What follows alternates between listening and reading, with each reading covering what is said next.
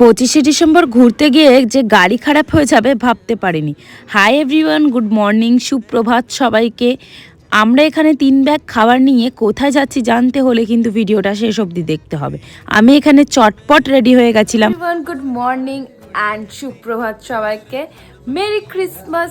So আমাদের গাড়ি 7টায় চলে এসেছিল আর আমরা সবাই ব্যাগ রেখে গাড়িতে উঠে পড়েছিলাম আর বেরিয়ে পড়েছিলাম ডেস্টিনেশনের জন্য।